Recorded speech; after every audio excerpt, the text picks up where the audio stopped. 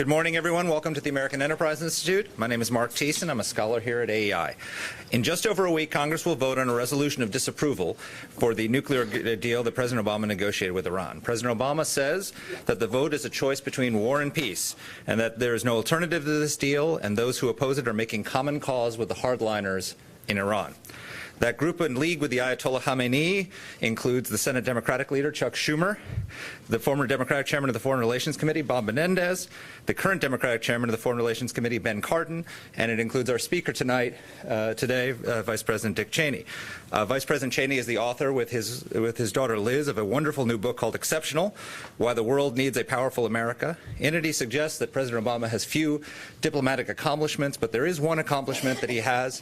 He is not, with this Iran deal is so bad that he's not only united Arabs and Israelis, he's united Chuck Schumer and Dick Cheney.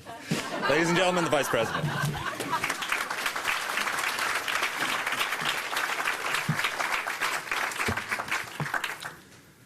Well, thank you very much, Mark. I hadn't thought of that. It's probably the first time Chuck Schumer and I agreed on anything, but he's welcome to the club.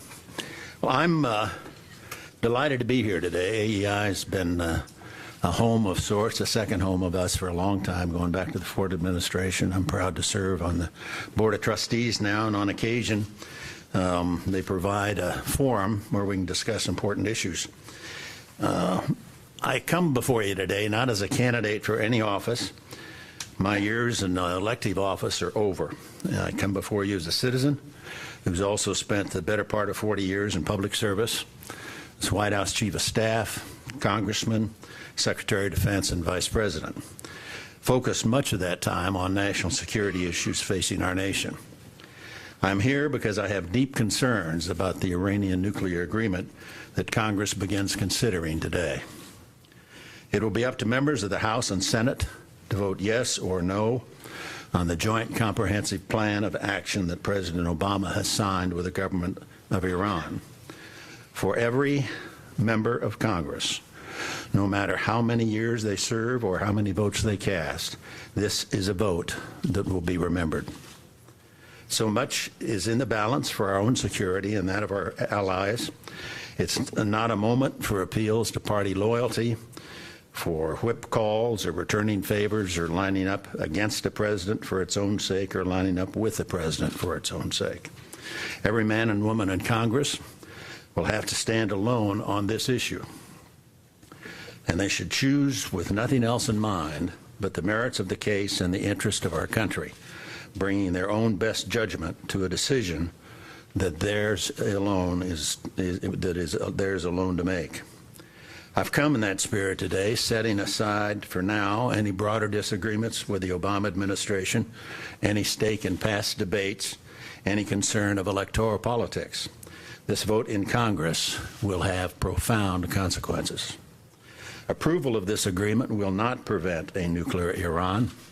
Along with a pathway to a nuclear arsenal, President Obama's agreement will provide Iran with funds and weapons the regime will use for the support of terror, the dominance of the Middle East, and the furtherance of Tehran's effort to destroy Israel, threaten Arab regimes, and prevent the United States from defending our allies and our interest in the Persian Gulf and beyond.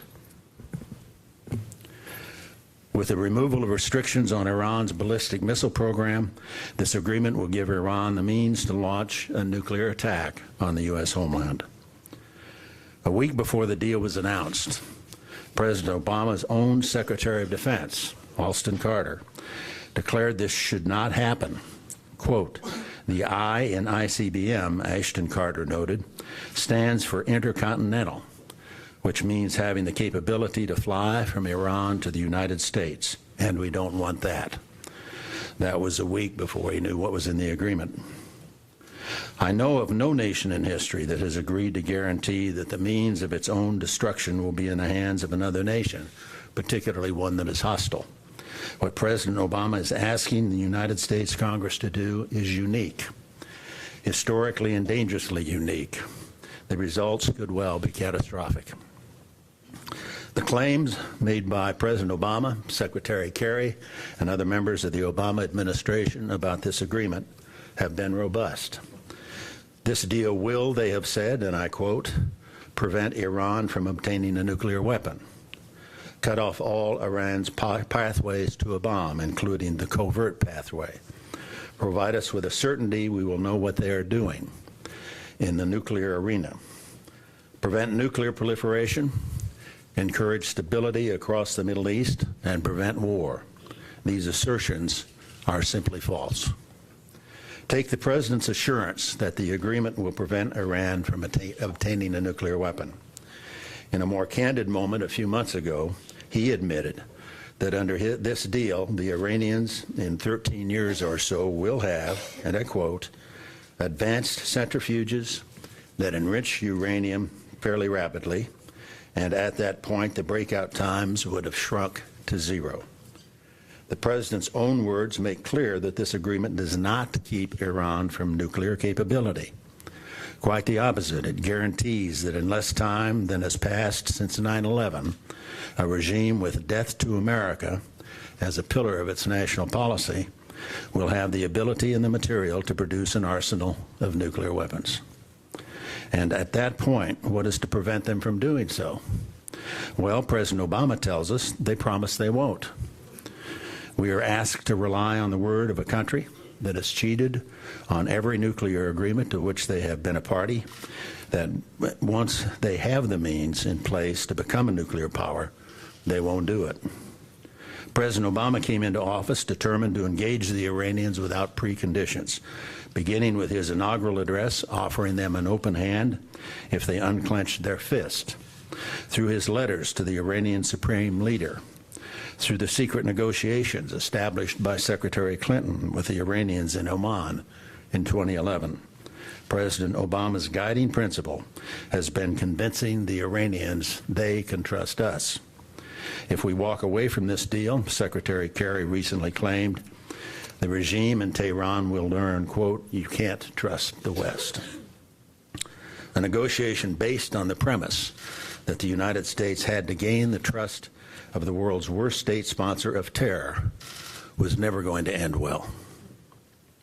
The secret talks before the actual negotiations even began, the U.S. side appears to have made three key concessions. They agreed to drop the long-standing demand of the international community that Iran halt uranium enrichment. They agreed to provide immediate sanctions relief, and they agreed to pay the Iranians to negotiate by releasing $12 billion in frozen assets. These were just the concessions made prior to the negotiations. So much for negotiations without preconditions. There were, in fact, preconditions. They just weren't ours. The Iranians are reputed to be excellent negotiators, and for the American side, that is not an auspicious beginning. It set the pattern of one concession to Iran after another. Hard deadlines declared and then ignored. A general air of desperation to get a deal, not on their part, but on ours, and not on our terms, but on theirs. The cave on enrichment wasn't just any concession. Under the Nuclear Non-Proliferation Treaty signed by some 190 nations, including Iran, countries with peaceful nuclear programs do not have a right to enrich. Agreeing to the demand that the United States recognize such a right for Iran guts the fundamental principle at the heart of the NPT and makes it much more difficult for the international community to deny such a right to any other state. It also, in one fell swoop, neutered 6 United Nations Security Council resolutions passed to stop Iran's nuclear program, including its uranium enrichment activities. President Obama, who says he is committed to the international arms control regime, to the United Nations, and to nuclear non-proliferation, is now urging that the United States accept an agreement that will undercut the most effective multilateral arms control treaty in history and negate the previous demands of the international community expressed in those UN Security Council resolutions. The President says this deal will, quote, stop the spread of nuclear weapons in this region. In fact, by legitimizing the Iranian enrichment program for the first time ever, The deal will likely accelerate nuclear proliferation as other nations demand the same right. America's friends and allies in the Middle East, including the Gulf states, know that their own security hangs in the balance as the United States enables Iran to acquire nuclear weapons. They have watched the Iranians get the better of us in these negotiations. Why should we be listening to him? He was wrong in Iraq. He was wrong in Iraq. Get out of here! Get out of here! Get out of here! My generation wants diplomacy. My generation wants diplomacy and peace, not war. No more warmongering. Dick Cheney is a war criminal. We should not be listening to him. He saved my life. Get out of here. Dare you. Get us out of here. We want peace. We want peace. We want peace. We want diplomacy. Try diplomacy. Thank you very much.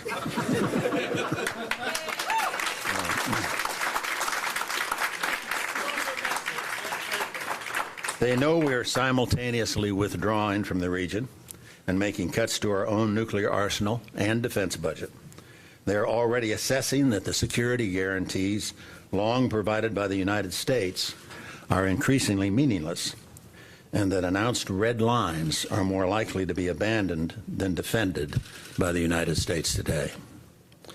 They are more likely in this environment and in the aftermath of this deal to determine that their own security requires that they possess their own nuclear weapons.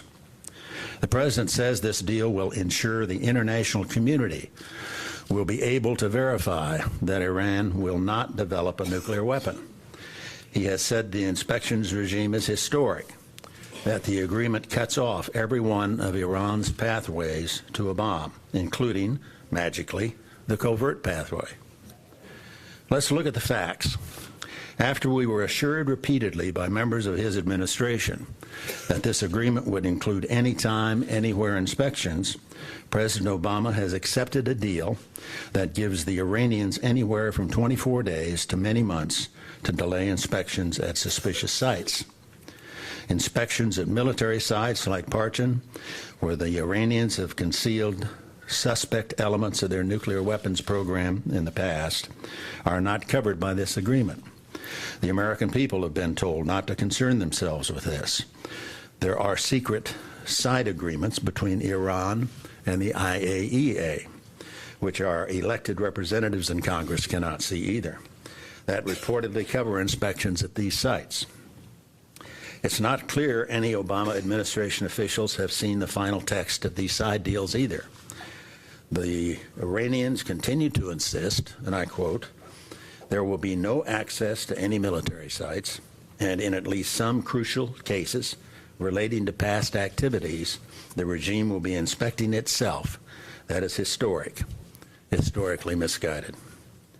The value of this agreement and the veracity of the President's claims about it rest on the inspections regime contained within it. Inspectors need to know what Iran has done in the past so they have a baseline against which to assess whether the country is cheating in the future. Secretary Kerry seemed to understand this in April of 2015 when he said the Iranians would have to disclose past activity. Quote, "They have to do it," he said. "It will be done. If there's going to be a deal, it will be done."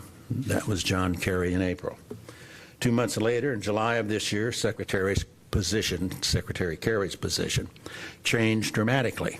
Quote, "We're not fixated on Iran specifically accounting for what they did at one time or another," he said, "because," and I quote, "we have absolute knowledge with respect to Iran's past activities."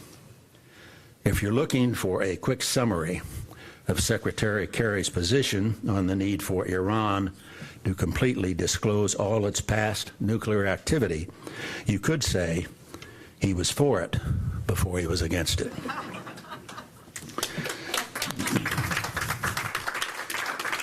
General Mike Hayden, former director of the CIA and the NSA, said he knows of no American intelligence official who would claim, as Secretary Kerry does, that we have complete knowledge of what Iran has done in the past. Detecting elements of a country's nuclear program and predicting how close it is to breakout is a notoriously difficult intelligence task. It is one that we have failed at time and time again.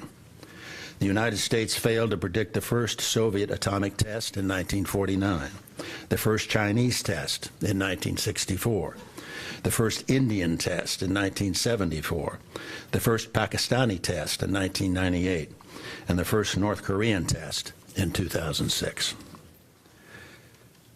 All of this should raise serious concerns about the claims President Obama has made that the agreement guarantees a breakout time of at least 1 year.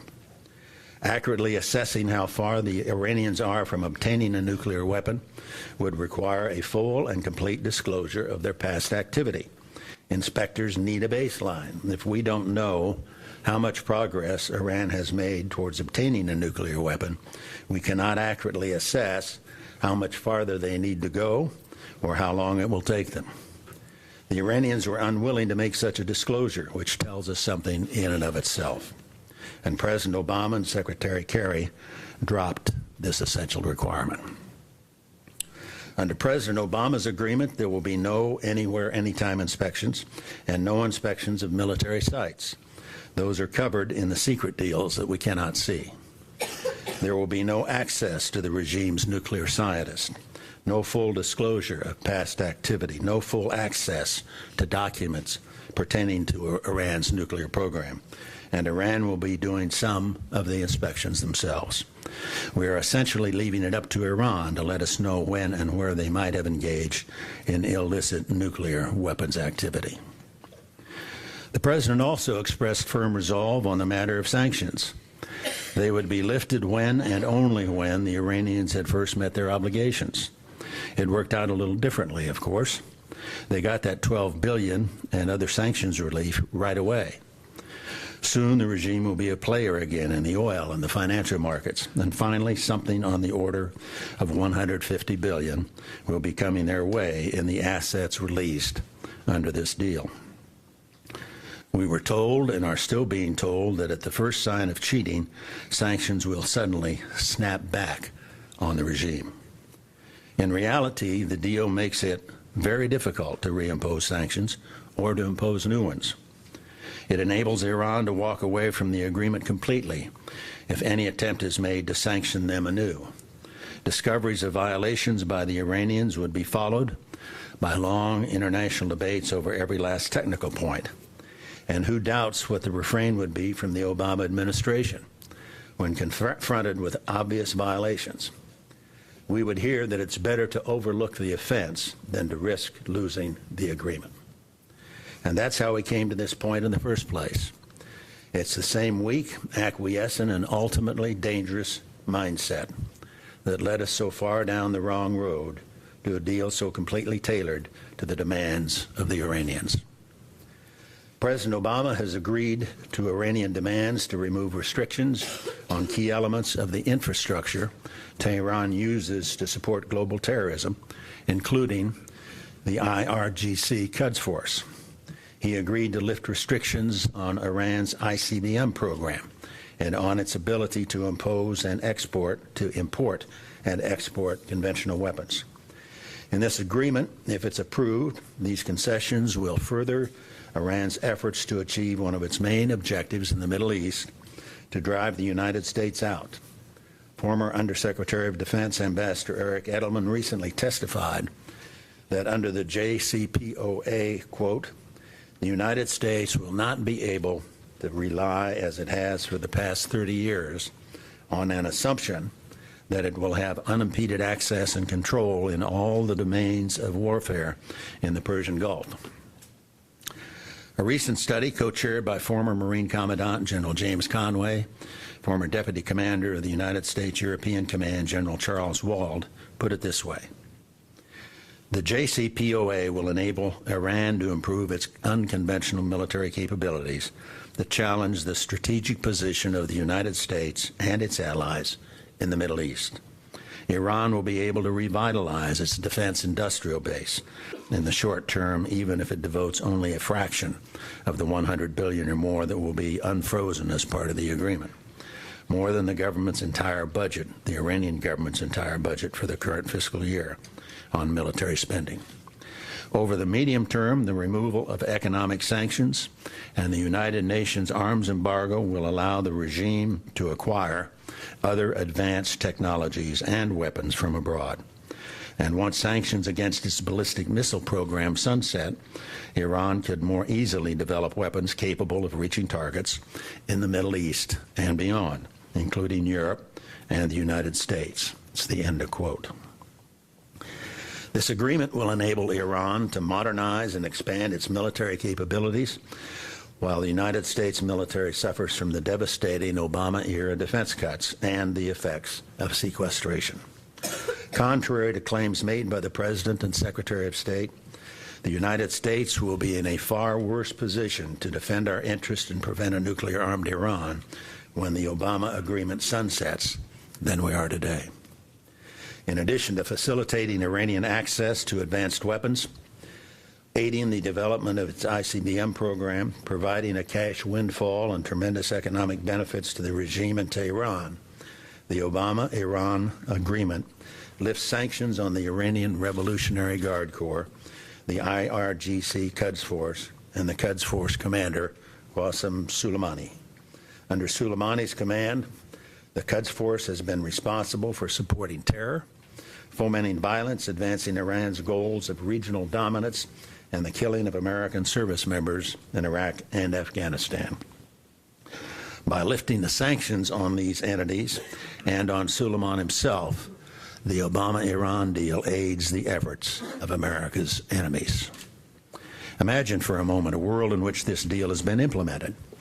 Iranian-backed forces in Yemen will receive additional aid and support as they work to ensure that Yemen remains a failed state, a theater in which al-Qaeda in the Arabian Peninsula has effectively operated, and a threat to Saudi Arabia's heavily Shia eastern province.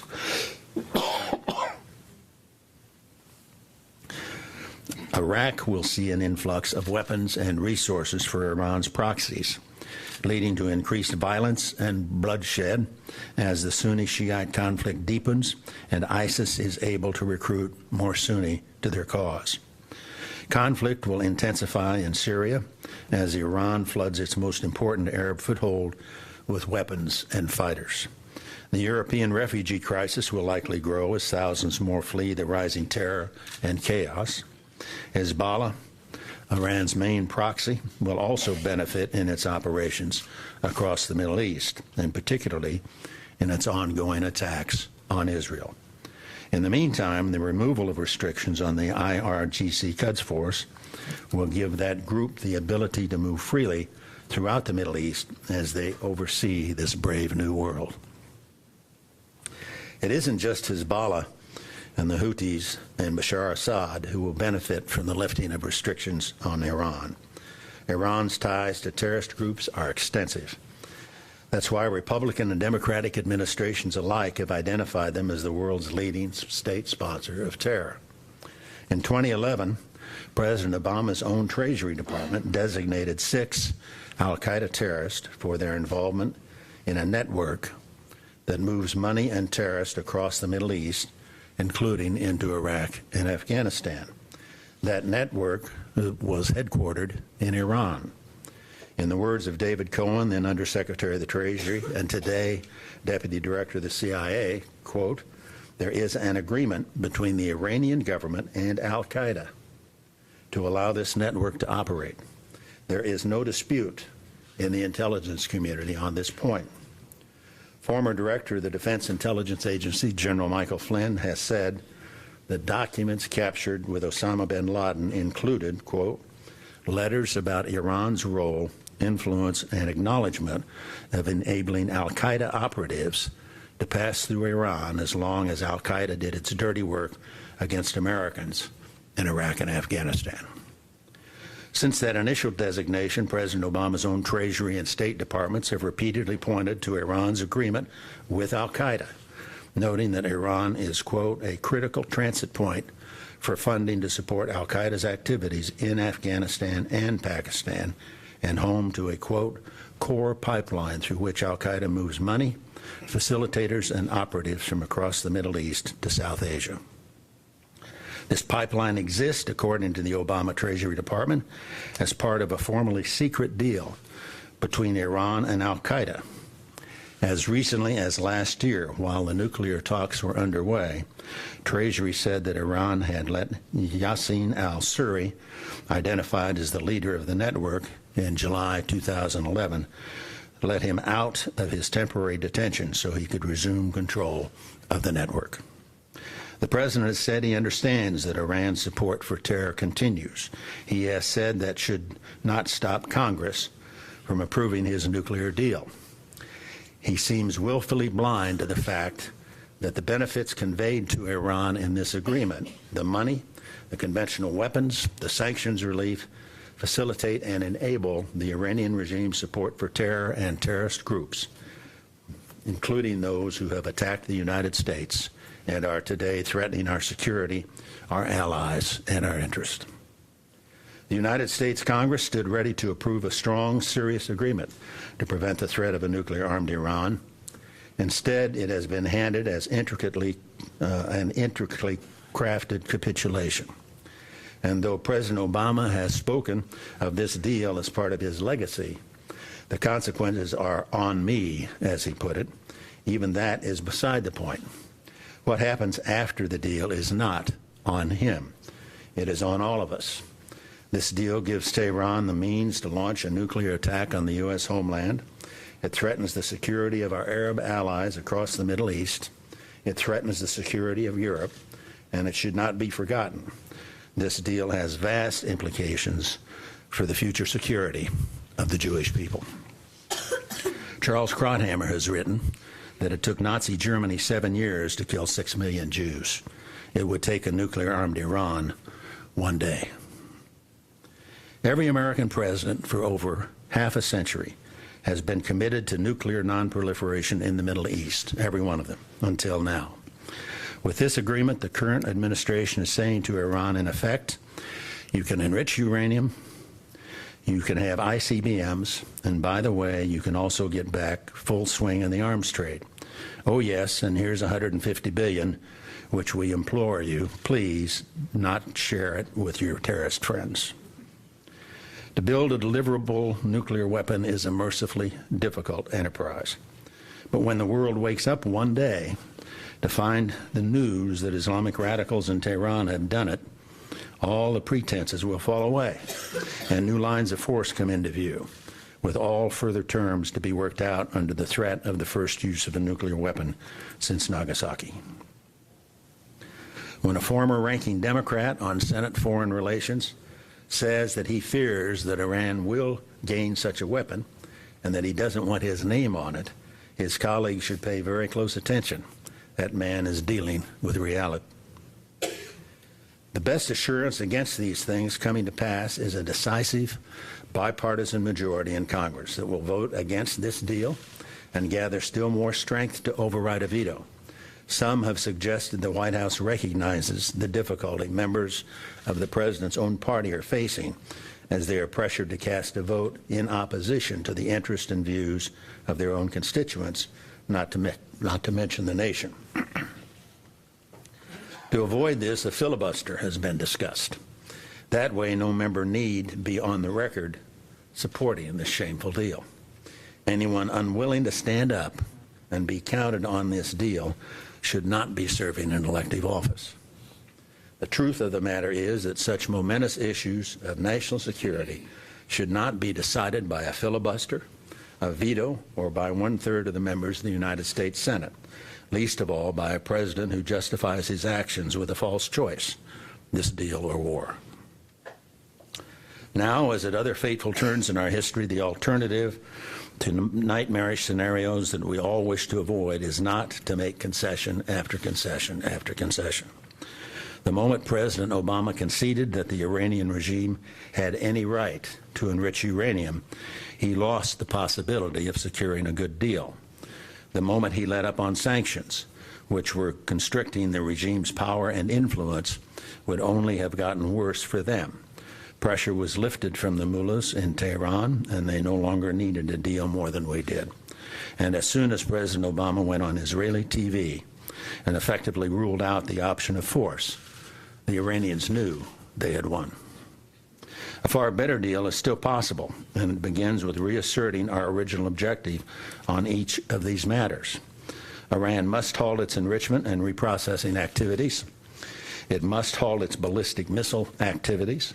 It must provide a full and complete accounting of all its past nuclear activities.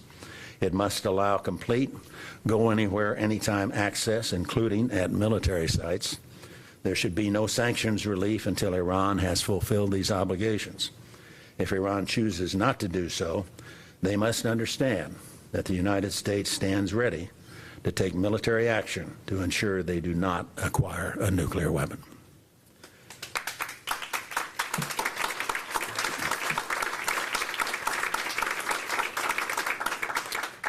Preventing the proliferation of nuclear weapons is one of the most difficult geostrategic challenges we face, but there are lessons from the past on which we can draw.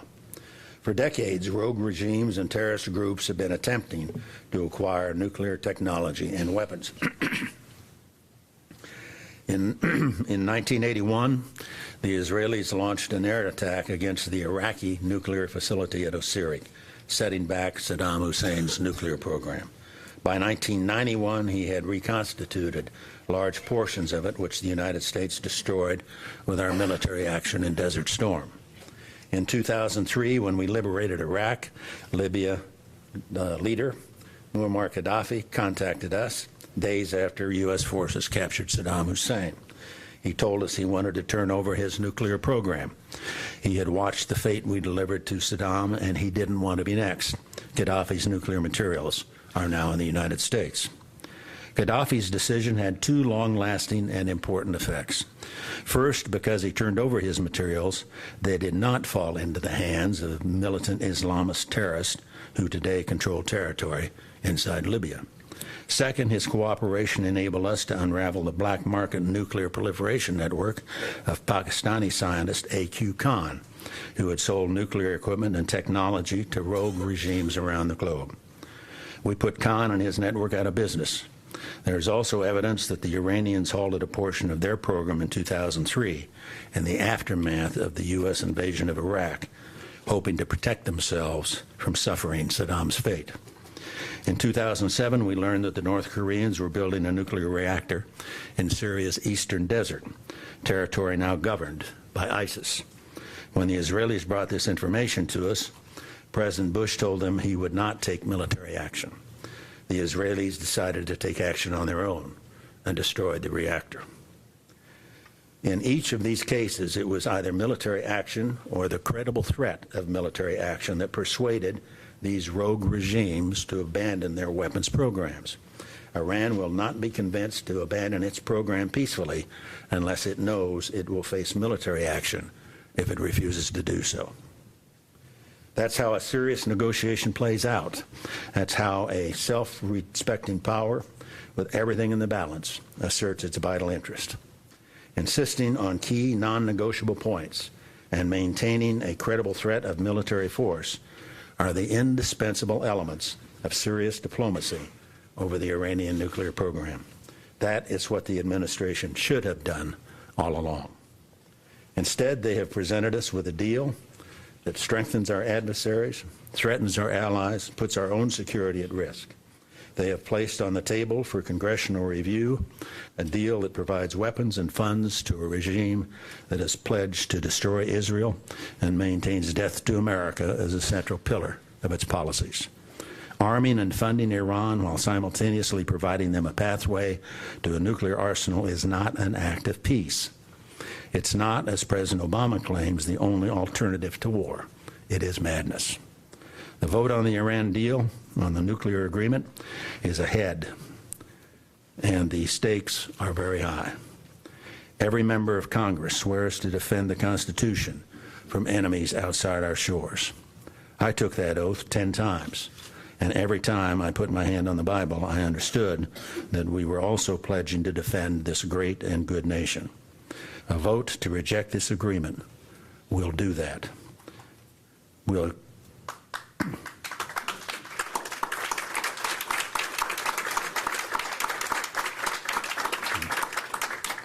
vote to reject this agreement will do that.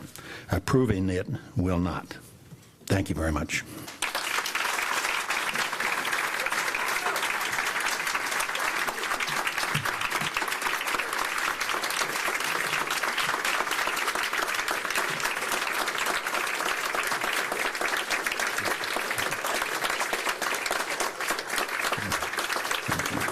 And I think we're going to take a couple questions, Mark. Absolutely. And can anyone hear me? Yes. The Vice President has to leave, but he's agreed to take a few questions. Some of you have sent them up. The first question is from General David Deptula. Mr. Vice President, do you believe the administration's timid approach toward the Assad regime over the past several years is a reflection of the degree they were willing to assuage Iran to secure their nuclear agreement? And has that approach spilled over to the current anemic effort against the Islamic State, which is averaging 18 airstrikes a day compared to Desert Storm's average of 1,200 a day? I think, and this is speculation on my part, but I do believe that the administration's concern with respect to getting the nuclear deal led directly to the president's decision to stand down after he'd established the red line, said that if Syria used chemical weapons, he would take military action. And of course, they used chemical weapons and he didn't. And my own personal view is he was in that phase of the process where he did not want to offend the Iranians, who are closely tied to the Syrians. So I think it had the deal had a direct result of limiting the administration's actions with respect to the Syrian case. This question has come from the Iraqi ambassador to the United States, Lukman Faili. We sometimes hear some people say that in retrospect, the containment of Saddam Hussein would have been better than U.S. policy of toppling him. What do you think about those who now talk about the containment of ISIL? Well, first of all, I disagree with the first proposition. I think to argue that we should not have gone after Saddam Hussein would be to argue that he'd still be in place today, he'd still be in power today. We never would have issued or delivered the warning in terms of our military action against Saddam, against Libya, Muammar Gaddafi. You can imagine what would have happened if, when ISIS took over or the radicals took over in Libya, if they'd inherited a nuclear program. So I don't buy into the initial proposition. And I can't remember what your question was. And then the people who say we can contain ISIL. We can contain ISIS. I don't see any way to contain ISIS. It seems to me that they are working very aggressively to recruit and grow in size, including recruiting people out of the United States here.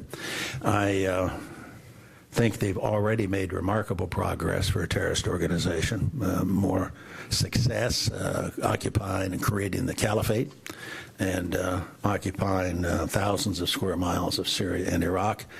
They have continued to spread their influence and their activities. We've seen them in Libya and North Africa. Boko Haram and Nigeria has agreed now to align itself with ISIS. And I think their prospect for growth and development is remarkable. And I'm not sure how you would contain them. I think ultimately they have to be defeated. They have to be destroyed. Supposedly that's the objective the president's laid out, but his military activity so far I think falls short of what's necessary. This question is from Linda Sachs. The Corker-Cardin bill surrendered the treaty power of the Senate to the President, who went to the UN outside the powers of the President. What do you think will get us back to the American exceptionalism of the Constitution? Well, as I mentioned in my remarks, I think this should have been treated as a treaty, that it's that important, rather than the way it is being treated. And of course, if we'd handled it as a treaty, then it would take a 2/3 vote of the Senate to ratify it, which is the traditional way of doing business. And we've been a lot of executive agreements over the years, but this one is so important with such enormous ramifications that the failure to follow that regular procedure, strikes me, was a mistake. It was a negotiated arrangement, I guess, but as we look at it now, you don't need a 2/3 vote of the Senate to ratify it. They only need 1/3, 1/3 plus 1. So I think it was a serious procedural mistake. And one last question, and I ask everybody if you could please remain seated while the Vice President exits, as he has to get to a plane to go to the West Coast. The last question is from Senator Tom Cotton. The President has said that he will confront Iran's regional aggression after this deal is implemented. What steps should this confrontation include to stop Iran's aggression and reassure Israel and our Sunni partners? I'll believe it when I see it. I have serious reservations after you pour over $100 billion back into Iran. You lift sanctions and embargoes on things like conventional weapons and ICBMs. You take off the embargoes on doing business, for example, with the IRGC, with the Quds Force. I think you've given them an enormous shot in the arm in terms of their ability to pursue their terrorist activities and their support for illicit regimes. And then you're going to turn around and mount military operations somehow to take them down. It doesn't fit. It doesn't calculate in my mind. I think if the problems we have with the nuclear agreement in and of itself weren't enough, when you add to that the last-minute addition of lifting the sanctions and the embargoes on ballistic missiles, on conventional weapons, then that in and of itself does enormous damage. So I'm afraid that the idea that somehow we can contain Iran afterwards is going to take an awful lot of effort, major effort. We may have no choice but to do that. But as I mentioned in here, the state of the Defense Department's budget these days is significantly depressed. Ray Odierno, who just stepped down as the Army Chief of Staff, said the readiness level in the United States Army today is the lowest it's ever been in the history of the Army. That's over 200 years. So we've got a situation where we badly need to rebuild our military capability, especially if we're going to be in the business of trying to contain the damage that Iran is going to do with all of the relief that we've given them in terms of funds, in terms of lifting sanctions, in terms of reversing course on limiting their ICBM force and so forth. So if you look down the road and think about where we're going to be once this is implemented, and once we see the Iranians exercise their part of it, given especially the continued Iranian assertion that we're never going to see their military sites, the Secretary of Defense equivalent in Iran just in the last day or two held a press conference, I guess this week, in which he said the United States will always be the great Satan for us. We'll continue to do everything we can to support their opponents and to support those people who are hostile to Israel. This doesn't mean any withdrawal or change in behavior on the part of Iran. That's the statement of their defense minister. If it's the president, this president is unlikely to do any of these things, what would your advice be if there's a Republican president that succeeds him in 500 or so days? Well, first of all, I hope it happens.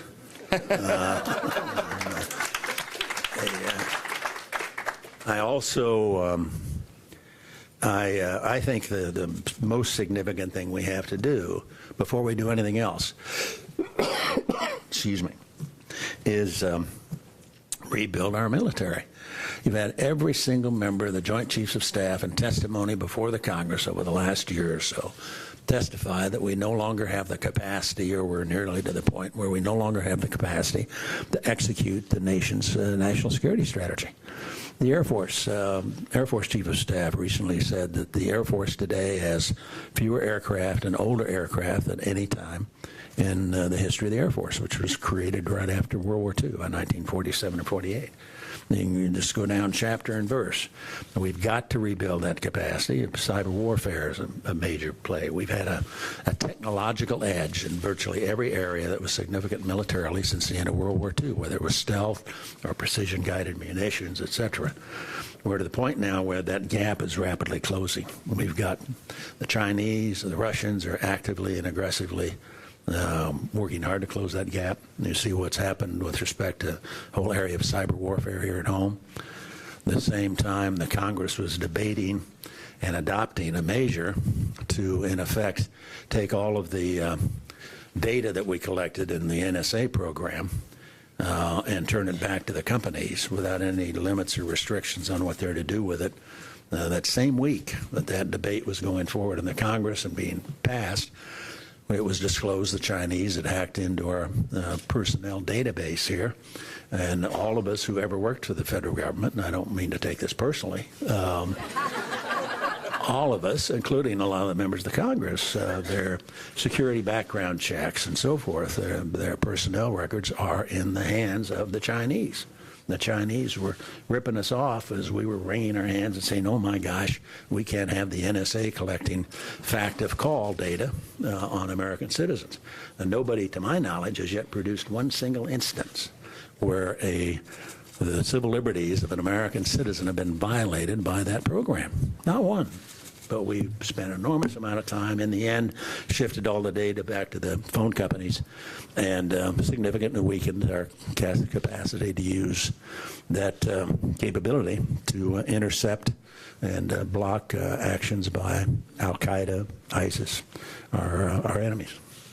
Mr. Vice President, thank you very much for joining us here today. Well, thank you all, and thank AEI. If everyone can remain seated, please.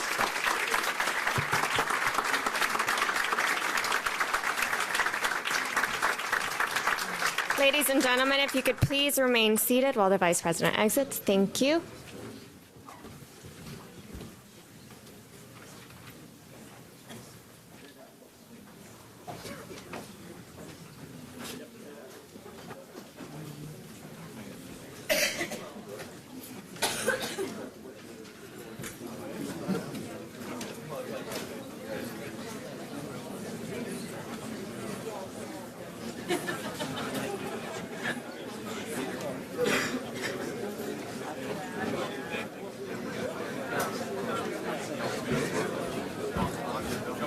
Thank you very much, everybody. We really appreciate you joining us today.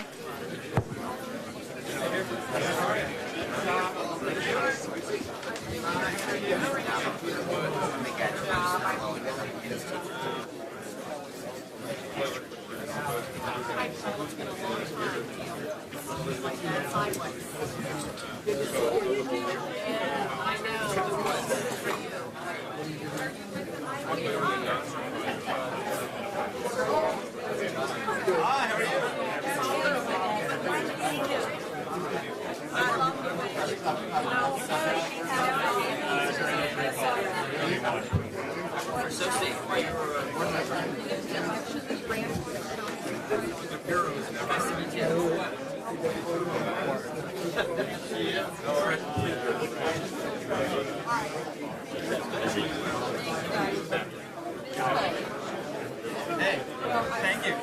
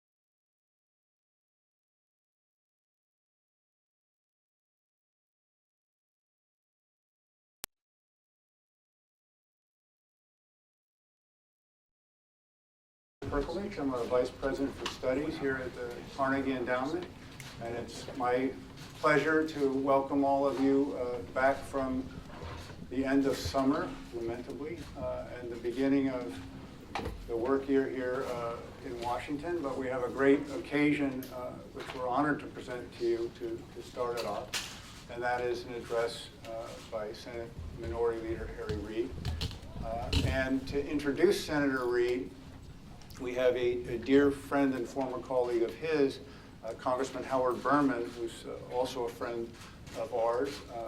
We've had the pleasure and honor of working together on a number of issues when he was chairman of the House Foreign Affairs Committee. He's still very active in international affairs, and so it gives us extra pleasure to ask Congressman Berman to come up and introduce Senator Reid.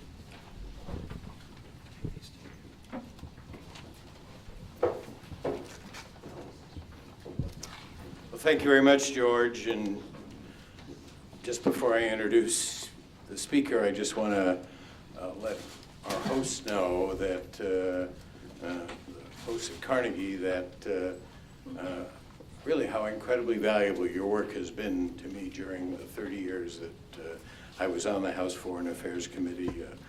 Issues like non-proliferation, arms control, U.S.-Soviet, and then U.S.-Russia relationships, so many other issues.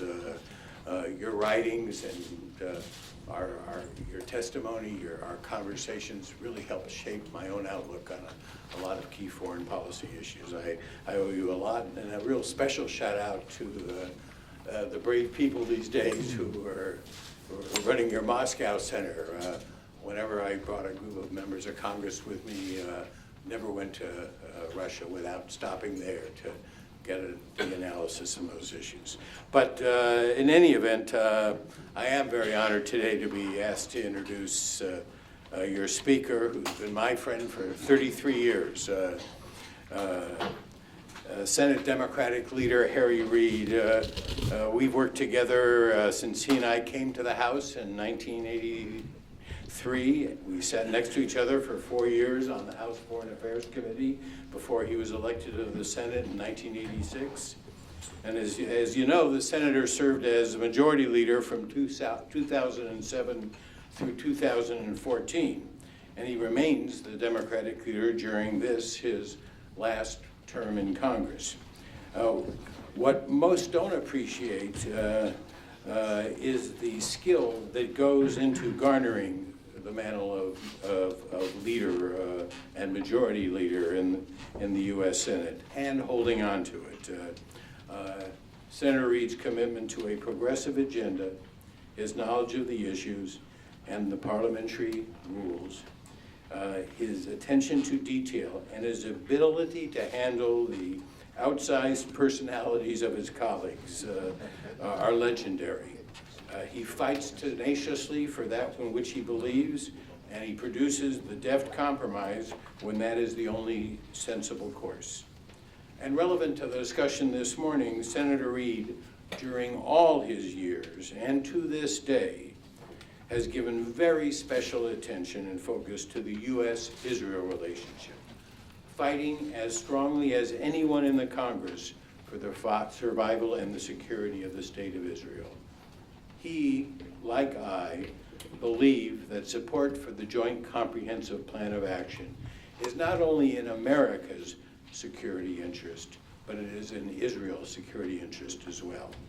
What's not well known is that the critical strategic work that then Majority Leader Reid played from 2009 through 2012 in ensuring that biting, far-reaching sanctions were enacted and were done so in a way that maximized President Obama's ability to put together a far-reaching international coalition in support of sanctions.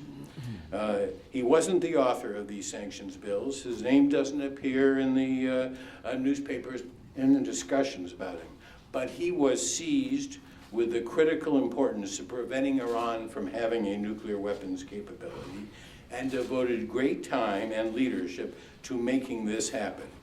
It's not often a House member gets a call from the Senate Majority Leader to discuss legislative strategy on a bill not authored by that senator, or makes himself readily and easily accessible to a House member to ensure a positive outcome.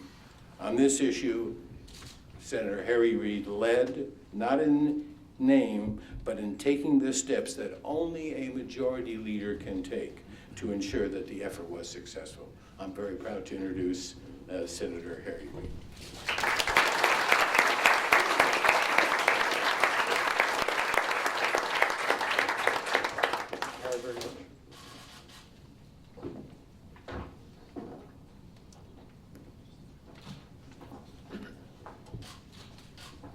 Well, we're going to try a little experiment this morning. As some of you may know, I hurt myself on January 1st and basically blinded myself in one eye doing my exercise. As Senator Mikulski said in our first meeting when I came back to the caucus, she said to everyone there assembled, I told you, I've said it all my life, exercise will kill you. So anyway, here's the deal. I can't see out of my right eye, but it does let light in.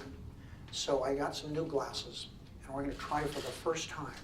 I've got new pair of glasses. We'll see how it works. The light here seems to be just about right, so if I have to go back to my dark glasses, you'll know why. So, Howard, thank you very much. Howard and I are friends. We always will be friends.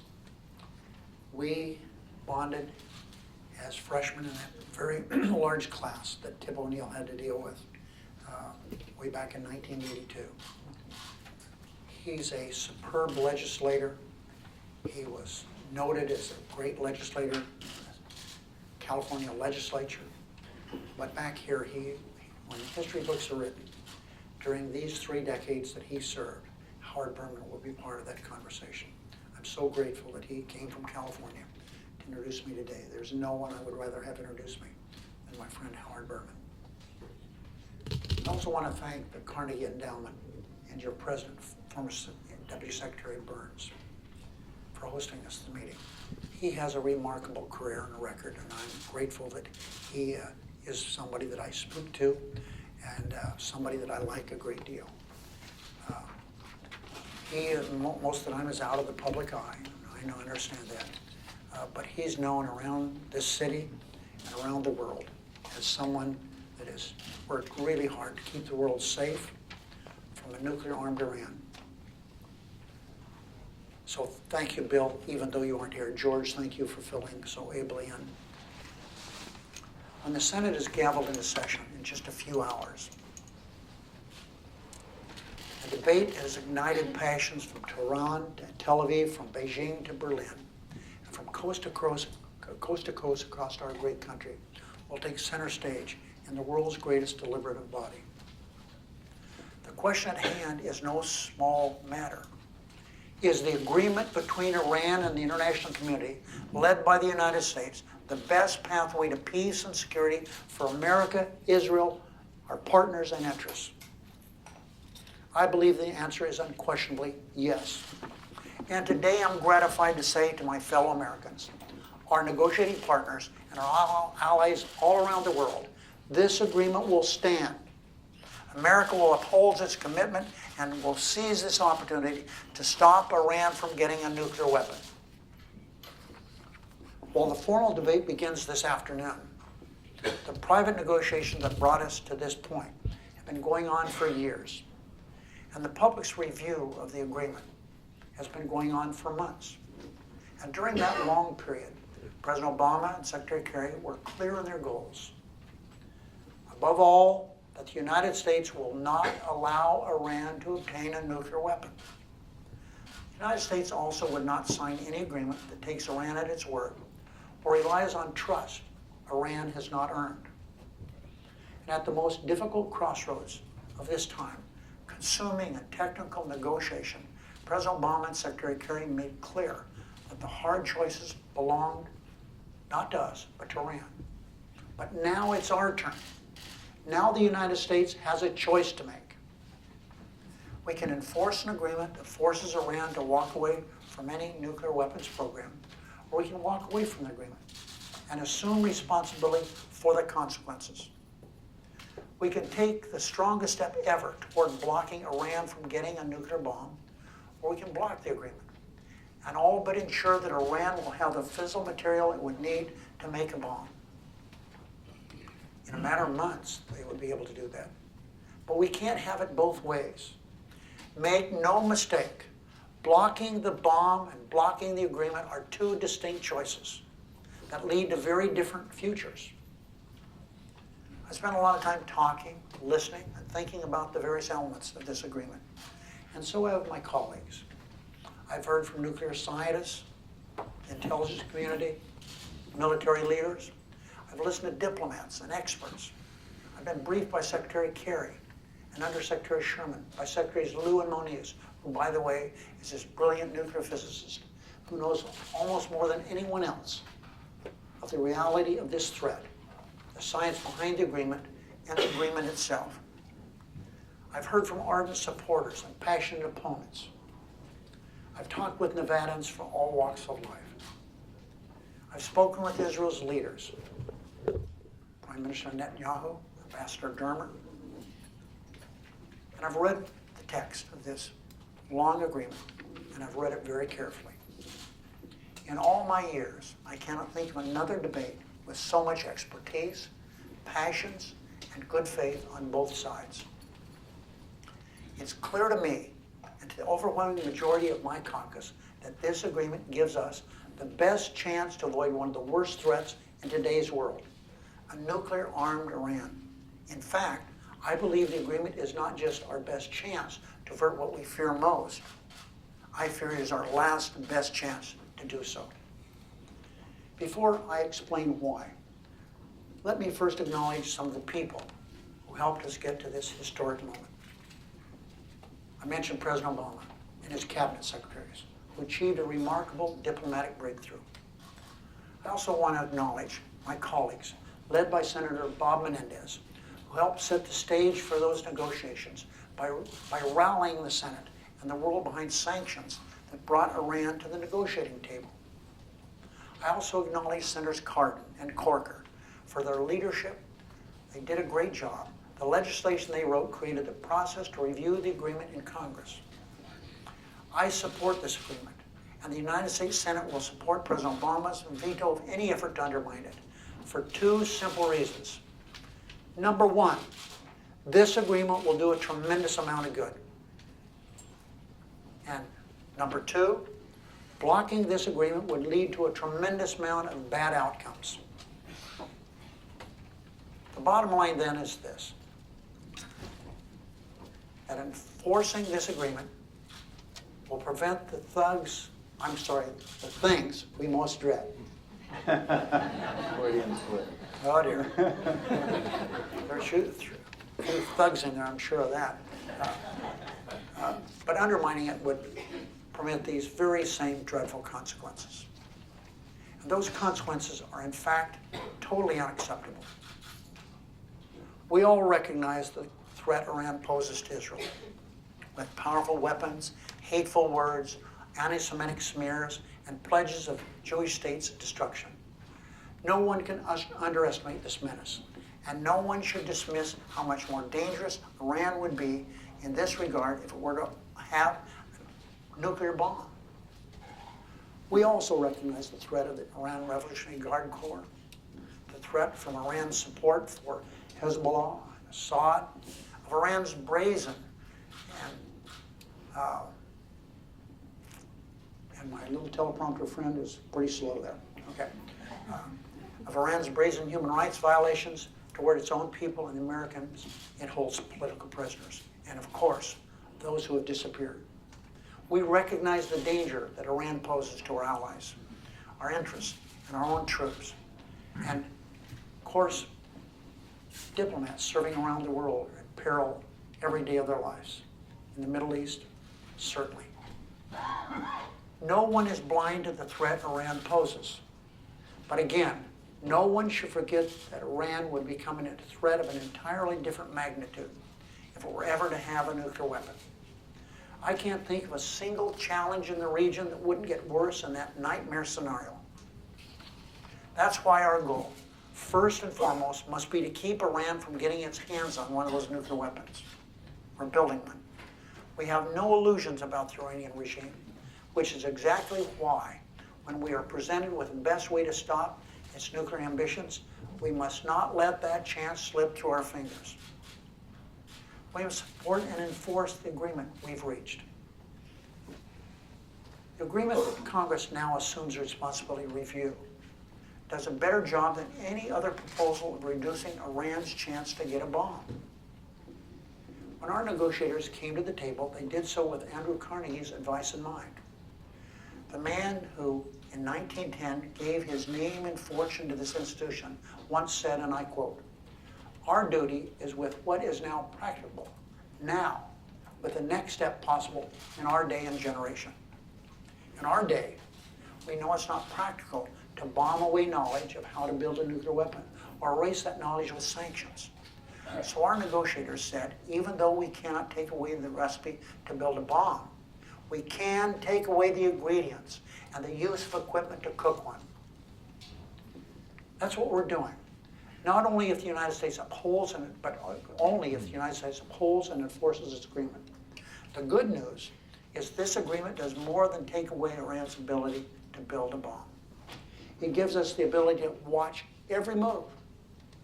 Through strict limits and intrusive inspections, the agreement takes away Iran's highly enriched material and takes away Iran's ability to make more of it.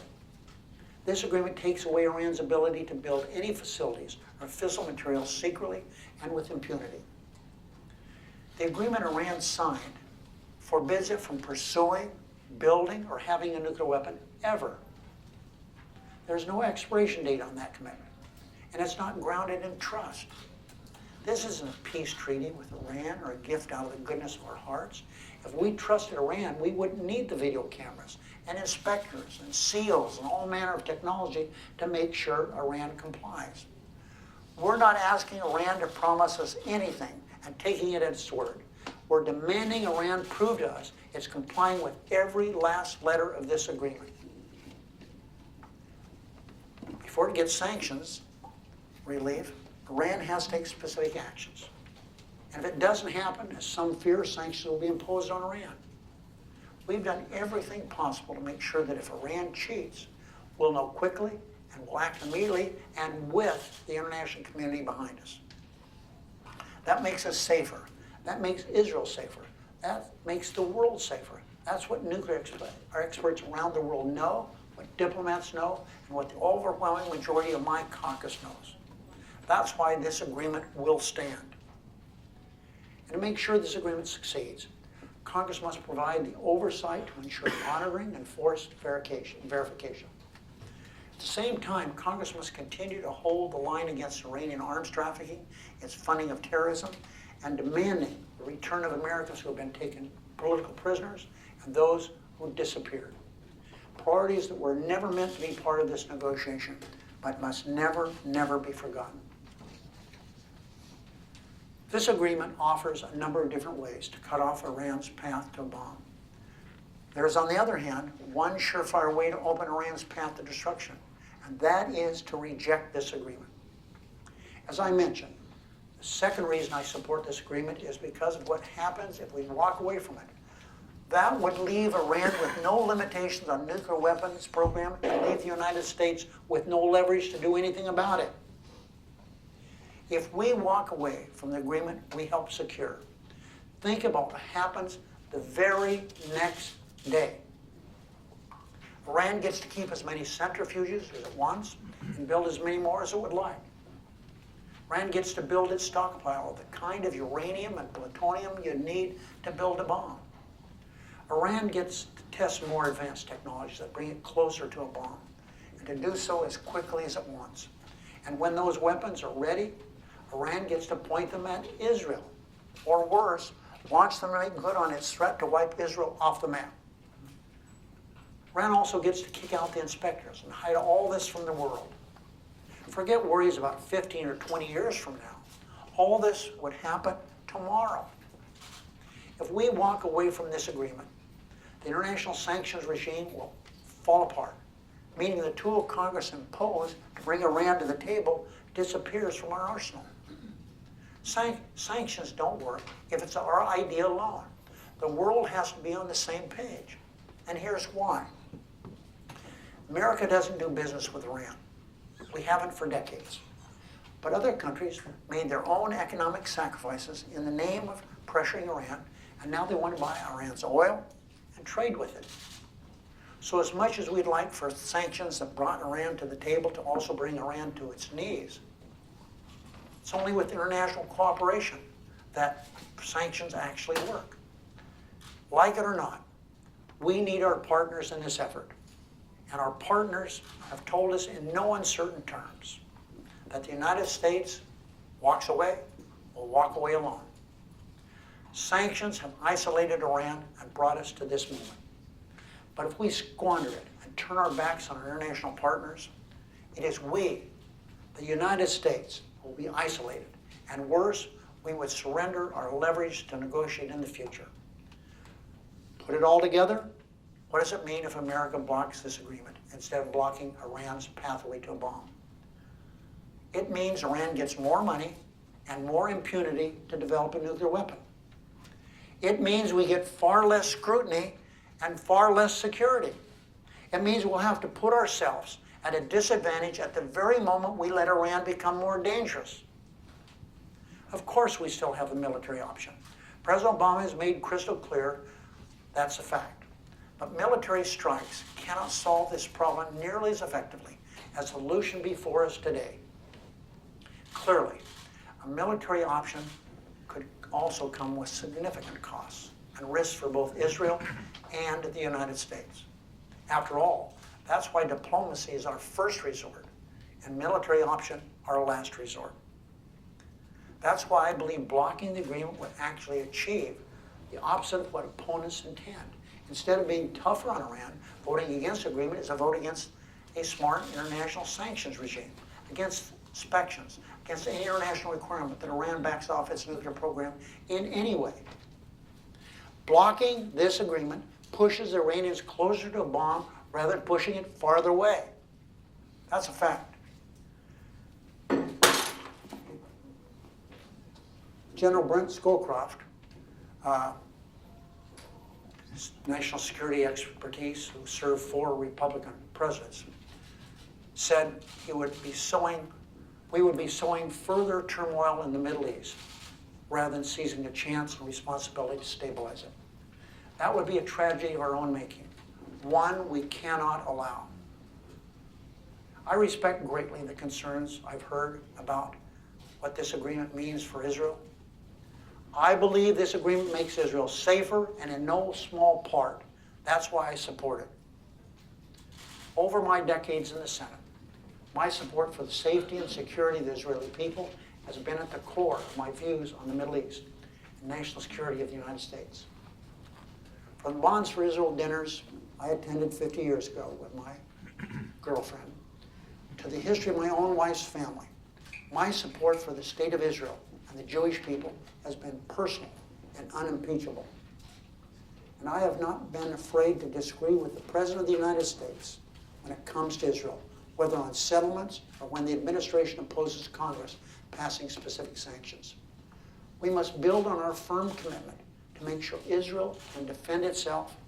It'll take more money, more military support, but we must provide the one true democracy in the region and the one and only Jewish state in the whole world with the resources it needs. The United States must also maintain its staunch support of Israel, including by using our veto in the United Nations for resolutions that isolate Israel unfairly or make it less secure. I've read closely the letter that Secretary Kerry sent to the Senate early in September. That letter lays out a number of important steps that the United States would take to support Israel's security. One of those steps is protecting Israel's qualitative military edge.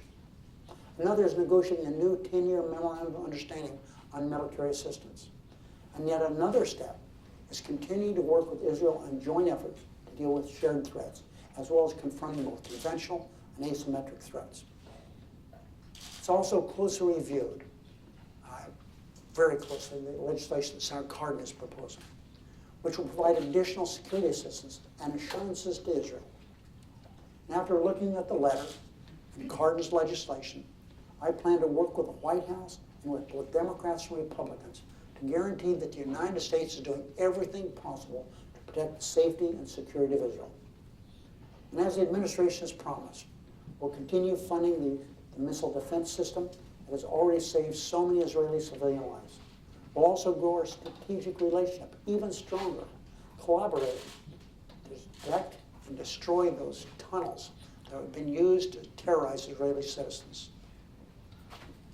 Now, after all the good this agreement will do in blocking Iran's pathway to a bomb, after all the dangers rejecting it will do by letting Iran grow more dangerous while our cloud and credibility slip down the drain, after all the assurances that our commitment to Israel's security is stronger than ever, after all that, some will say they want a better deal.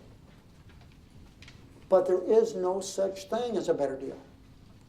There is no plausible alternative. There is no better deal. Opponents of this agreement, who I respect, talk often about how very real the Iranian threat is to Israel and the region. And it absolutely is. But for all the talk about what is real, the idea that we can somehow get a better deal is imaginary. Diplomats, scientists, our international counterparts tell us it's fantasy. The agreement before us is a result of many years of hard work. We live in the real world. And in the real world, this really is the best option to keep Iran from a nuclear bomb. Let me say a brief word about details of getting this done. The Senate, of course, has an important oversight role to play. When we voted nearly unanimously for the Iran Review Act, we voted to give the Senate that role.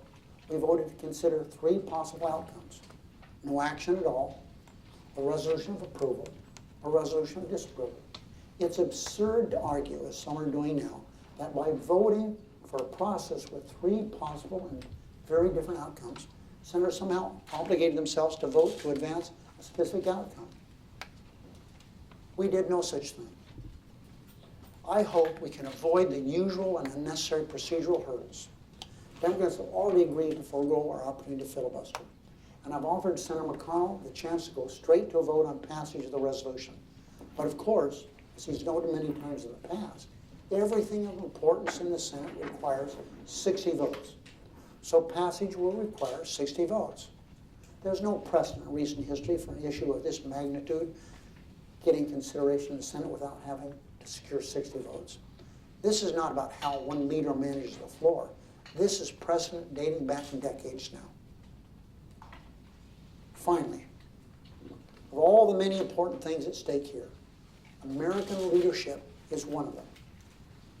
After convening our international partners in common cause, rallying the world behind tough sanctions, after negotiating and negotiating and negotiating and negotiating some more, the way America acts now will inform the way we're viewed on the world stage and the credibility with which we can negotiate in the future. If America reneges on this agreement, we will lose more than the compliance of our adversary. We will lose the confidence of our allies. America led the negotiations to stop any Iranian nuclear program. And now it is time for Congress to reaffirm America's leadership by supporting this agreement. We cannot and will not allow Iran to have a nuclear weapon. Neither the United States, nor Israel, our Gulf partners, or a volatile Middle East, or anyone in the world can take that risk, that danger. I believe it is our responsibility to avoid that threat. So let's heed Andrew Carnegie's reminder of our duty to respect what is practical and to respond with pragmatic solutions. Solutions like the one before us. As he said, when a statesman has in his keeping the position and interests of his country, it is not with things as they are to be in the future, but with things as they are in the present, right now, close quote. The agreement on the table at present is a good one. It is our best chance to ensure Iran never builds the worst weapon on earth. I'll do everything in my power to make sure it is enforced and effective, to make sure in turn we're safer and more secure in our day and generation and in the days and generations to come. Thanks, everybody.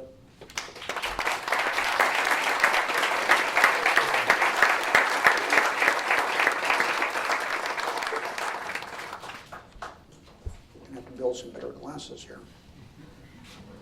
Don't worry about those glasses. These work well, so that's good. You have time to Sure have a do. brief conversation? I'll while take you're this chair, coming? yeah. Yeah. Thanks. That was very powerful brief for the agreement and description of the process. If you now look out over the next few days, do you have a sense that ultimately it's going to work out in terms of when the Congress has its say that the deal won't be blocked, at least at this point? As I said in my remarks, it's clear that the Senate's going to reject this agreement. We're all together. There are a few dissenting votes. We'll find out how many. We have still about 4 senators who have not made a public decision. I believe one of them is going to make a decision and may already have done it. So we expect to know very soon where everybody stands. But we, as everyone knows, we have enough votes to make sure the president's veto, if necessary, will not be overridden. You alluded to this, but I want to draw it out a little bit because I think a lot of us who've worked on this have been puzzled about what the theory is that if the Congress were to block this deal, what positive effects over time would come from that. You suggested that the arguments were weak, but you deal with a lot of your colleagues. Do they articulate why blocking it would lead to some kind of better outcome, or is it just an assertion that they don't argue? Your question is blocking the... In other words, do people who want to block the it reason actually give you detailed arguments? The reason it's confusing is this is a resolution of disapproval. Right. Okay. So... Right, but we will block that. Right. Okay. But the argument of and the whole process is basically for those who want to block the agreement going forward. The JPCOA. And so Well, but as I said, we have 3 choices: to do nothing, to approve it, or disapprove it. Right. Those are the choices. Right. And I think those of us who believe that we should not approve this proposal is one that recognizes that if we do, as I said in my remarks, we're alone. In the world community, we're alone. Sanctions will no longer be effective. We'll be able to have some sanctions, but we learned a long time ago that our doing it alone doesn't work, and that's why we made some sacrifices in blocking this agreement economically, but other countries made significant sacrifices also. And as I indicated here, they want to begin trade relations with Iran. It's a country of 50 million people. There's potential there, and that doesn't take away from the fact we got a lot of work to do. This agreement that we have, the opportunity to affirm, does nothing but stop Iran from getting a nuclear weapon. That's the purpose of it. It doesn't stop other things. We will continue to assert our influence and our power to make sure that their meddling in other places will be at a relative minimal. But we and our allies agree on that. What our allies don't agree on is the fact that if we reject this agreement, they're out the door. And think about this. China, Russia, they're with us on this. So I think that we should quit while we're way ahead. There's a theory, and this has to do with leverage in a lot of ways. There's a theory that some say, which is, okay, even if the rest of the world starts doing trade with Iran, because the U.S. economy is so important, we have national sanctions that can block other companies from other countries from doing financing through the U.S. And with that leverage, that's the U.S. is alone, we can somehow impose our will on others to go along. And I guess my question is, Well, even if George, that's George, true- we tried that. Right. We tried that. It didn't work. Why do you think it was important that we had the countries involved in the negotiations? We needed them. Otherwise, it's meaningless to us. A lot of this money is held up in banks. Not all our banks, other banks around the world. And yeah, we tried that alone, I repeat. It didn't work. And, it helped a little bit, but it certainly didn't bring them to their knees. And that's they didn't even bend at the waist with that. I think we have to cut it off now because I'm seeing that you have to get back to do the urgent business that we were alluding to here as things are happening. And so we're very grateful. Well, I appreciate very much I don't have to answer questions about the Pope coming, the Chinese president coming. I don't have to answer questions about the budget deal, about highways, about cybersecurity, so I'm glad to leave also. Thank you very much, Senator.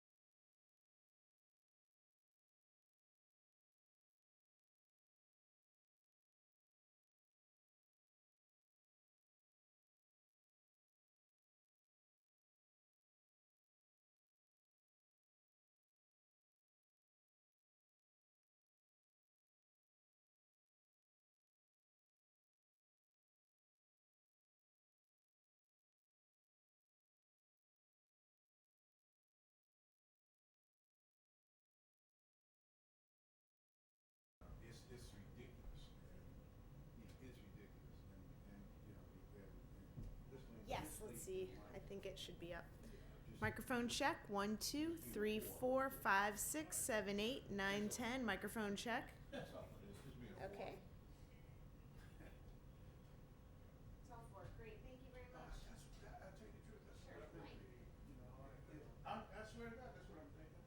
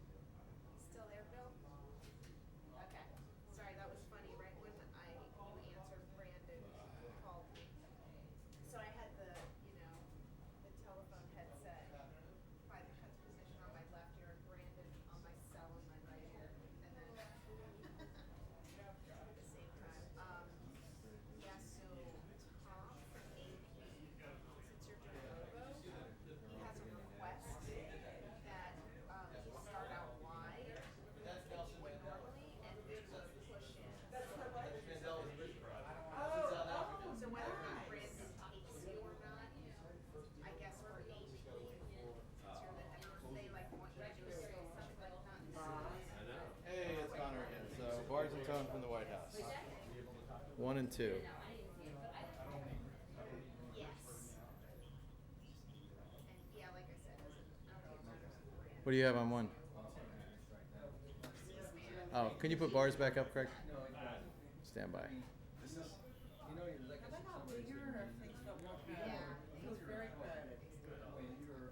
they didn't say, I actually didn't say anything about the All right, picture and a mic check, please. Stand by for audio. Check 1, 2. Mic test from the podium. Briefing room. Check 1, 2, 3, 4, 5. Mic test 1, 2, 3. All right. Thank you, Josh. See it. Good. Okay,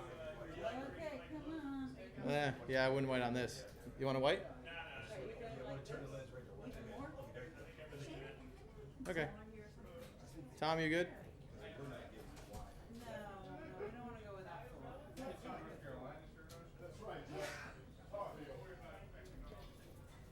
Mic test for those in the back. Check 1, 2, 1, 2, 3, 4, 5. 1, 2, 3, 4, 5.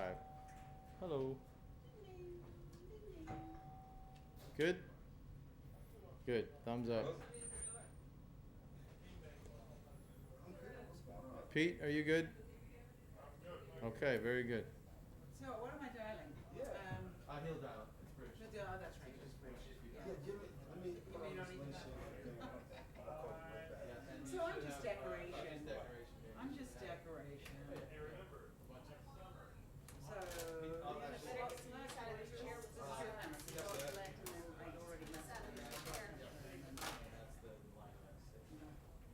all right. And there's no sweet spot for me. Let me grab the two other cards. Okay. Because that the 270 only has one Slot? P2 slot, Right. and then there's the smaller. So we put 2 in there. You know that, right? Yeah, but we're not rolling on that anymore, so I can give you. Oh, you're not take my- even gonna roll? No, we're gonna roll downstairs. But we were gonna roll on the head on it because it was that camera. Okay. Now it's not that camera, so I Got can it. give you my Yeah. cards back. Got it.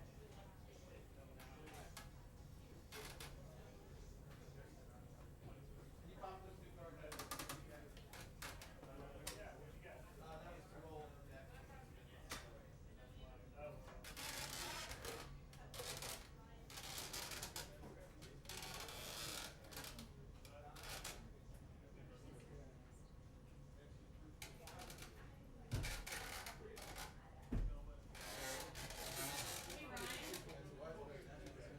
to roll next. Yep. Really? Me. What are your hours today? 12 to 8? Okay, so I'll let you, I didn't know if you were 5 to 1. Are they all clear? I'm going to do the steak. Hi, Chris. Sure. Yeah. Eric? If that's all right. You're all clear? Since you're all Yeah, they're all set up. Yeah, that's good. They brought out some cheese. Can I give you a white? Can I give you a focus? Sure can. Probably the marks. You might not use this, but the marks on here are probably not right. So you, the relationship is right, but you might have to move it.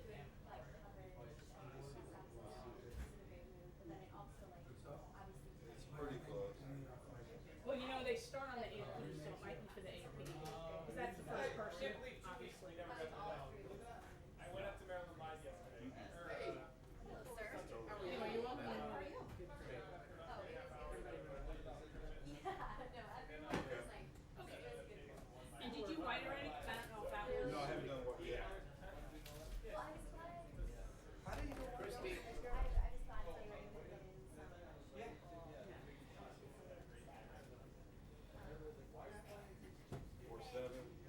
That's about right.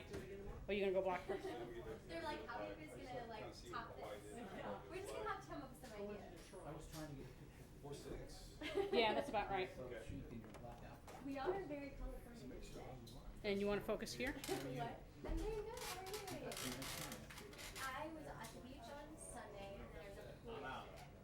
So I'm just trying to soak up every last minute of at the pool all weekend. Happy? Really? Oh, you guys. Let me see how much you want. Oh, that's fancy. All right, I'm gonna go out to the stakeout. You sure? I guess I gotta punch that up. That's nice. Oh, do you want that stool back there? Can I Yes. take it? Oh, yeah. Do you want the stool back there? Okay, I'll leave it there. See you. Oh no, there was definitely a job. Yeah.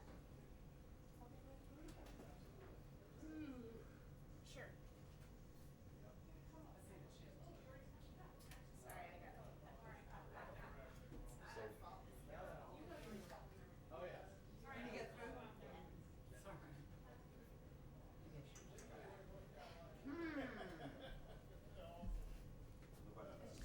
Mic check 1 2 3 4 5 6 7 8 9 10. Microphone check 1 2 3 4 5 6 7 8 9 10.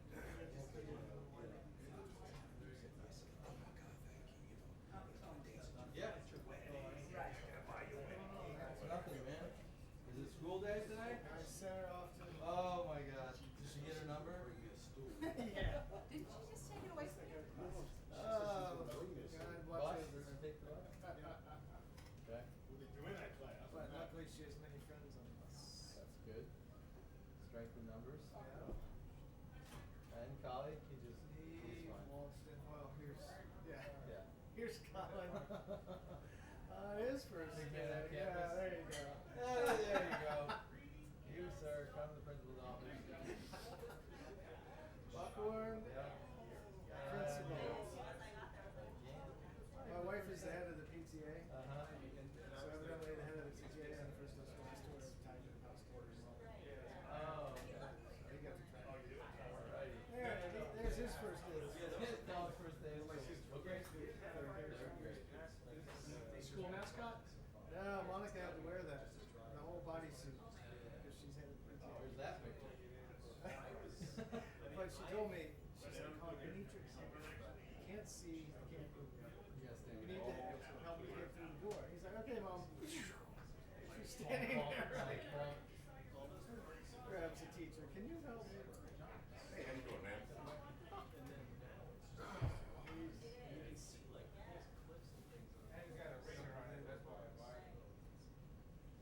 Nice weekend? Your boys have been in for a while. Yeah, they started the Monday after the vineyard.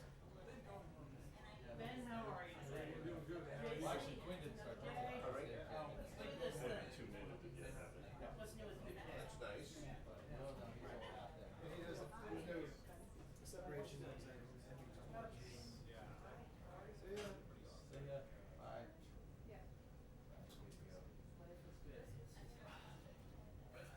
Yeah, in fact, his new best buddy in class is actually.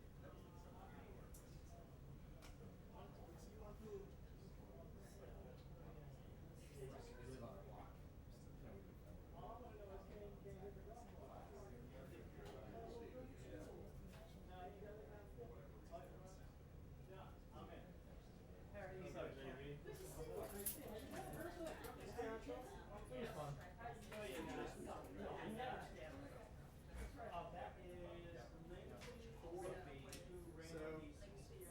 Oh, yeah. You know, our house is really small, right? I do. So we're utilizing the front yard.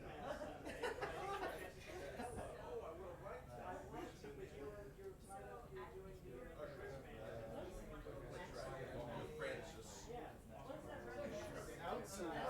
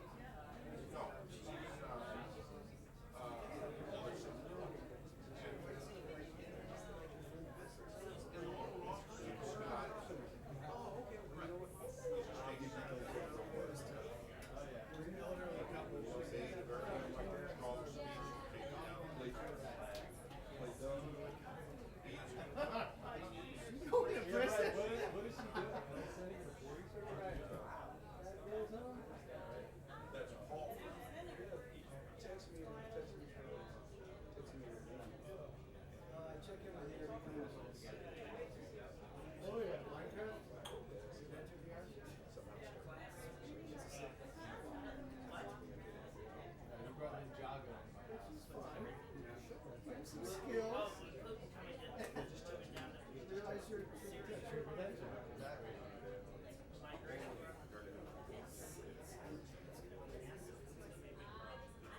Well, you have got to do first and second. That's all.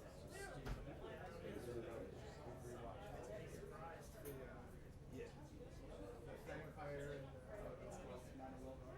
The new one? Yeah. I only listen in the periphery. I don't watch.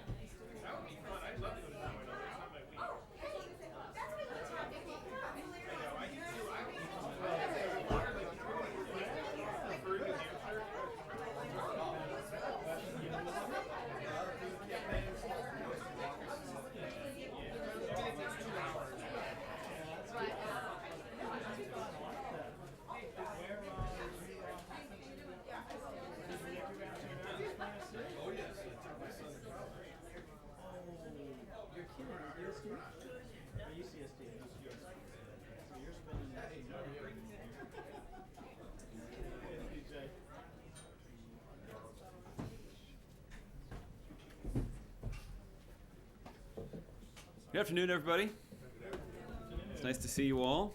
Hope you all enjoyed a extra long weekend, even if it didn't feel extra long. I don't have anything at the top, so we can go straight to your questions. Julie, do you want to start? Thanks, Josh. Wanted to get the White House's reaction to the president getting 41 votes in the Senate in favor of the Iran deal, and also, are you pushing supporters of the deal to filibuster the disapproval resolution? Julie, the administration is gratified by the growing support that we've seen in the United States Congress for the international agreement to prevent Iran from obtaining a nuclear weapon. What we hoped when the agreement was initially announced in mid-July is that members of Congress would carefully consider the contents of the agreement, take advantage of the opportunity that was extended by the administration to consult with those who negotiated the agreement in the first place, spend time with experts in the intel community and in our military establishment, certainly our diplomatic corps, to understand the consequences for the terms of the agreement. We hoped that they would consult with nuclear experts and nonproliferation experts to understand the consequences of the steps that Iran would have to take to reduce their uranium stockpile, to shut down the plutonium path to a nuclear weapon, and agree to the most intrusive set of inspections that have ever been imposed on a country's nuclear program. Unfortunately, on the Republican side of the aisle, we saw a lot of Republicans in Congress, nearly all of them, in fact, actually announced their support before the agreement was even reached. And that was the source of some disappointment. But that is why I can relate to you that we feel gratified today, because the vast majority of those who did take time to consider the terms of the agreement and to participate in briefings and meetings and, in many cases, even hear firsthand from the president about what he believes are the most important aspects of the agreement, that those individuals have, over the last couple of months, indicated their plan to support the agreement before the United States Congress. So are you now asking those supporters to filibuster the disapproval resolution? Well, we certainly would expect that those members of Congress who support the agreement to take the necessary steps in Congress to prevent Congress from undermining the agreement. And, look, just anticipating some of the arguments we may hear from the other side here, you've heard me and, frankly, both of my predecessors in the Obama administration express frustration at the rules of the United States Senate that were, to his credit, effectively employed by Minority Leader Mitch McConnell to stymie many aspects of the president's agenda, including high priorities, because of the 60-vote threshold that's required to do just about anything in the United States Senate. So it would be a little ironic for now Majority Leader Mitch McConnell to express concerns about a tactic that he himself employed on countless occasions. The other thing that I'll point out is that the 60-vote threshold is actually one that was approved by the 98 senators who voted for the Corker-Cardin legislation back in the spring. There's been no change to the procedure. This is exactly how everyone understood that the procedure for Congress to consider this agreement would work. If I could switch over to the migrant issue, NSC issued a statement saying that the administration is, quote, actively considering ways to respond to the crisis, including refugee resettlement. I'm wondering if you could be more specific about what you're actively considering. And when you talk about refugee resettlement, are you talking about helping more refugees be resettled in the United States? Well, Julie, what this alludes to is essentially a reconsideration led by the State Department, who has the jurisdiction for these kinds of issues, to see exactly what the administration and the country can do to help our allies and partners in Europe deal with this significant and growing humanitarian situation that is an outgrowth of the instability that we've seen in the Middle East and in North Africa. The United States, it should be pointed out, has already taken a number of significant steps to try to address this humanitarian crisis. The United States is the single largest bilateral donor of humanitarian assistance.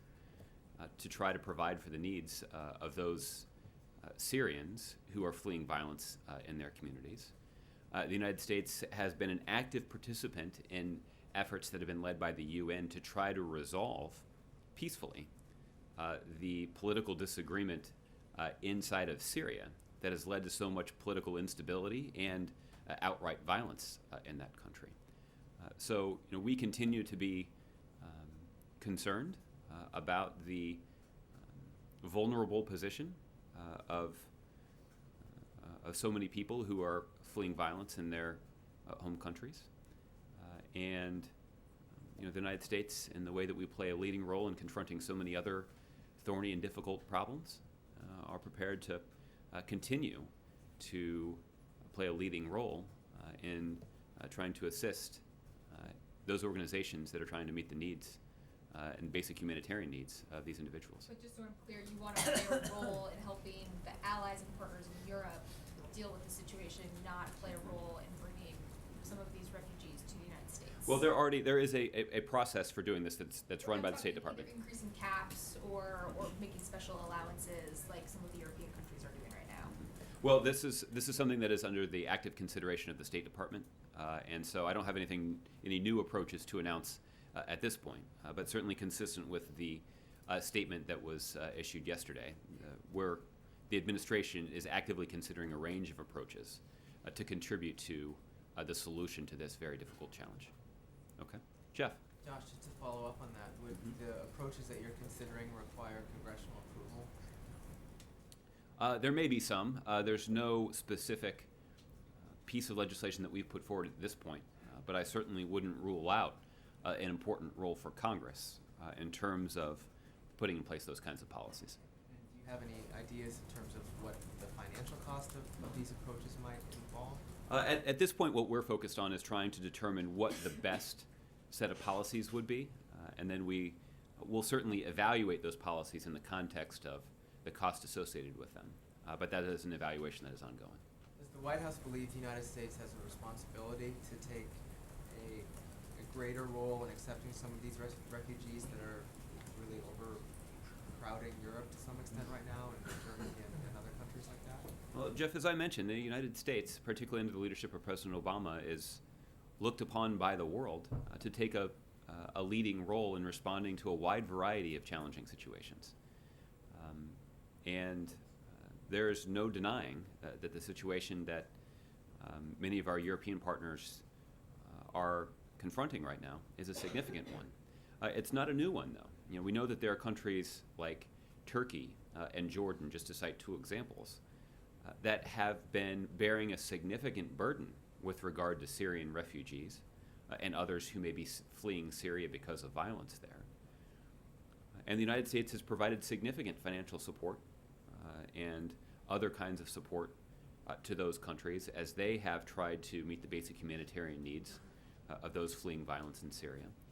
So the situation is not new, and our effort to try to assist those countries that are bearing the brunt of the situation is not new. But it does appear that the situation is worsening, and that's why the United States is going to continue to consider additional steps that we can take to help those countries that are bearing the brunt of this burden right now. Okay, Mara. I have just two quick questions, just to clarify what Julie asked. Do you expect all those 41 people supporting the deal to also vote to uphold the filibuster? Well, each of those members of the Senate will announce how they're going to vote on these procedural questions themselves. So I don't have any announcements to make on their behalf. But I don't think it shouldn't be a surprise to anybody who followed the debate back in the spring about the Corker-Cardin legislation that has simply established the process by which Congress would weigh in on any international agreement with Iran. And what we're discussing now is exactly what that process contemplated. There are an awful lot of people holding town hall events in Iowa these days. Why isn't the president going on Monday to do one also? Well, we'll have some more news about the president's travel next week a little later today. I mean, he's going to Des Moines, Iowa to hold a town hall. I mean, there's tons of presidential candidates doing the same thing. I'm just curious And we'll have more news on the president's travel later today. He's not running for president, is he?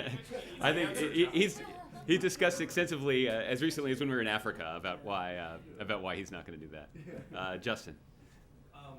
There's 10 legislative days left before the budget runs out, and so I'm wondering if you could put odds on Congress reaching a deal from your perspective, and whether the White House had started any negotiations now that they're back in town, if we were expecting presidential or senior staff level outreach this week, and if so, if you could detail that.